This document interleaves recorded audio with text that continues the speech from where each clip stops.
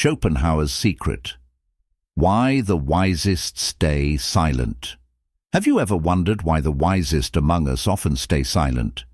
Why is it that those who know the most, who have the deepest insights, and who see the world in ways we can't even imagine, often choose to hold their tongues? It's a paradox, isn't it?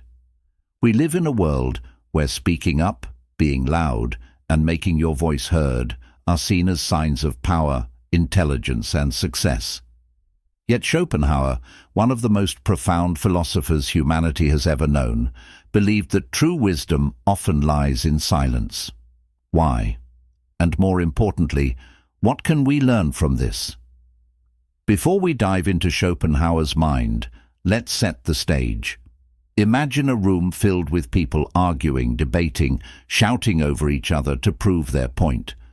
Now picture someone sitting quietly in the corner, observing, listening, but not speaking. Who's the wisest person in that room? The one shouting the loudest, or the one who understands that not every thought needs to be expressed, not every argument needs to be won? If you think it's the latter, you're already on the path to understanding Schopenhauer's secret. Schopenhauer believed that silence is not weakness, but strength.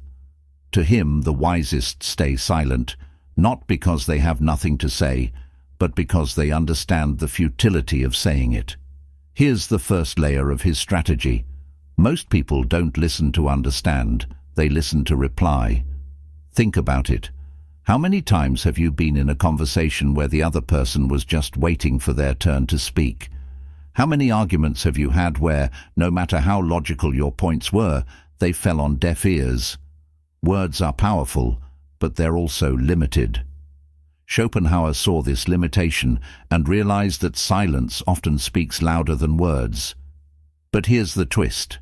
Silence isn't just about staying quiet. It's about listening. It's about observing. It's about understanding. The wisest people stay silent not because they're passive, but because they're active in a way most of us can't comprehend. They're absorbing the world, analyzing it, seeing patterns and connections that we miss because we're too busy talking. Silence, in this sense, is a form of action. It's a way of engaging with the world on a deeper level. Now let me ask you this. How often do you really listen? Not just to others, but to yourself, to the world around you. How often do you take a step back from the noise and just observe? If the answer is not often, then maybe it's time to rethink the way you approach life. Maybe it's time to adopt Schopenhauer's strategy. Schopenhauer also believed that silence protects us. When we speak, we reveal our thoughts, our intentions, our vulnerabilities. In a world where people are quick to judge, quick to criticize, and quick to exploit, silence can be a shield.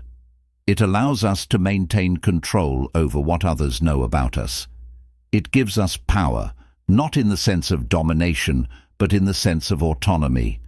The less you say, the less others can use it against you. The less you reveal, the more unpredictable you become. But there's a deeper layer to this. Silence isn't just about protecting yourself from others.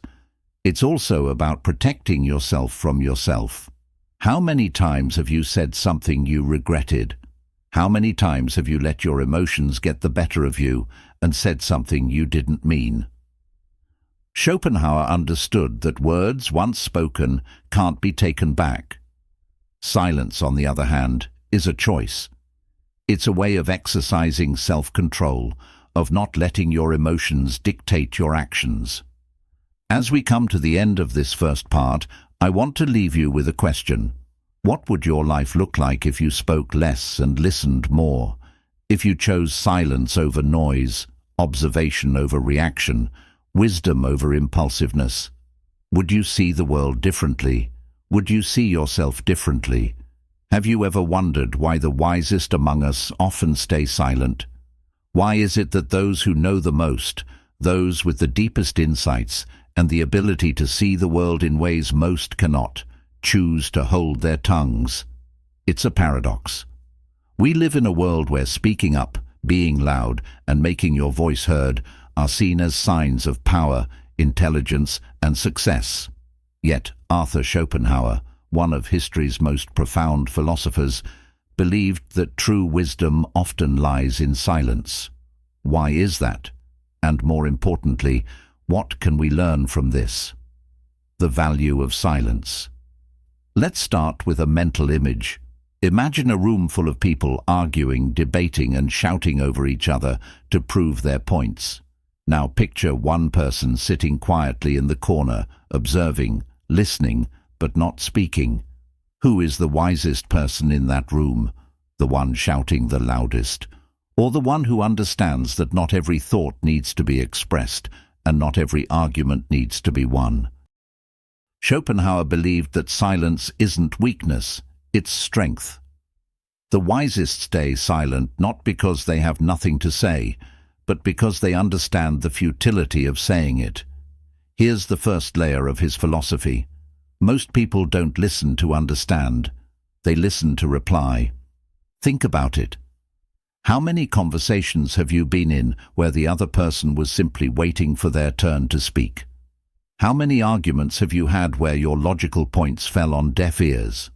Schopenhauer recognized this limitation of words and concluded that silence often speaks louder. The power of listening. But silence isn't just about staying quiet. It's about listening, observing, and understanding.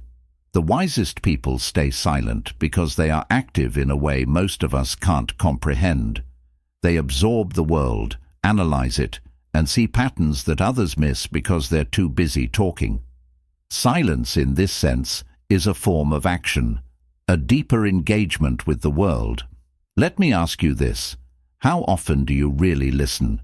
Not just to others, but to yourself and the world around you.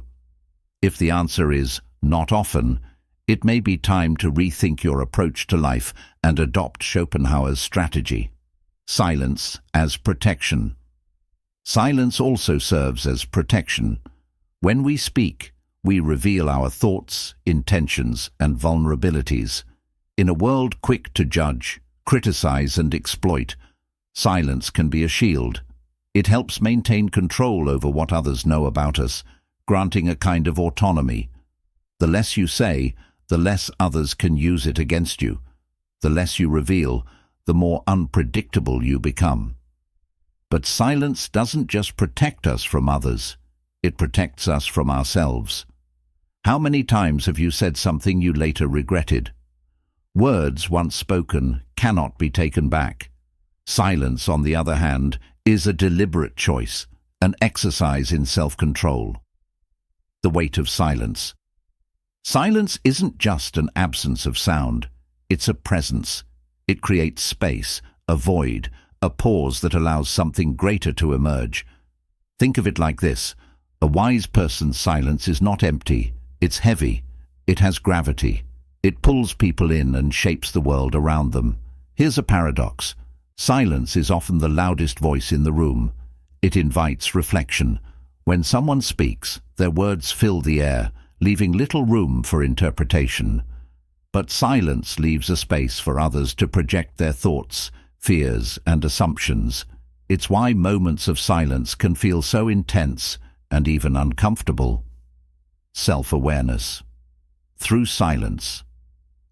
Schopenhauer believed the world is inherently chaotic and irrational. To navigate it, we need clarity, focus, and inner peace, and silence is the gateway to all three. In silence, we can hear the things drowned out by the noise of the world, our own thoughts, intuition, and truths. When was the last time you sat in silence? No distractions, no phone, no TV, just observing and listening. Most of us avoid silence because it forces us to confront things we'd rather not face. But Schopenhauer saw this as essential to wisdom.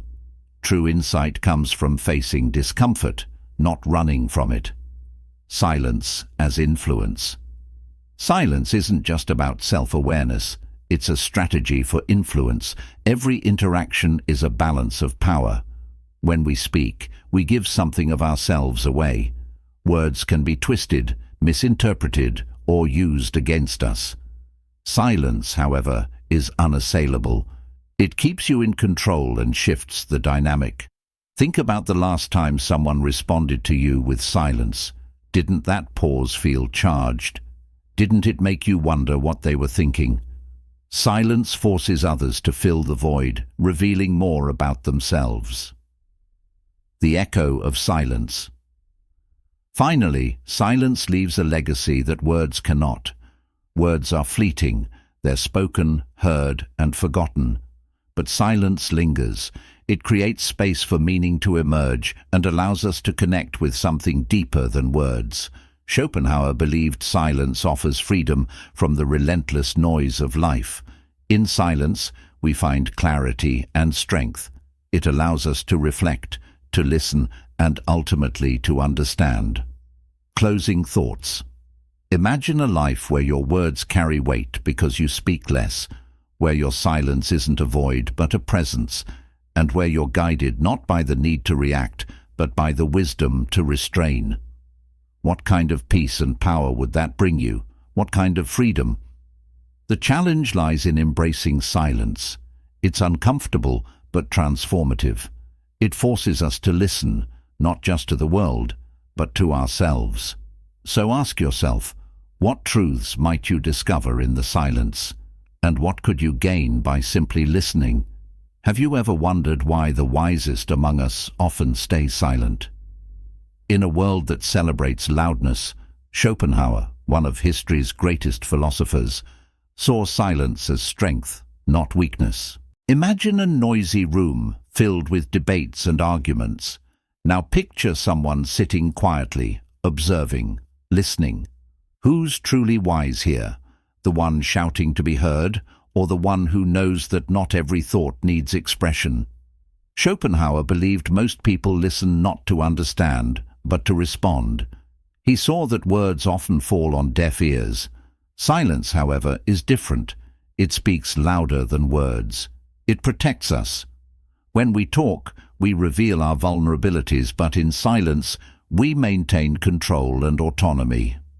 Silence isn't passive. It's active. It allows us to absorb, observe, and truly understand. It's also a tool for self-control. How often have you regretted words spoken in anger?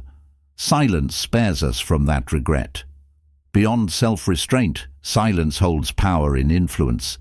A pause can make others second-guess their words, reflecting on their actions.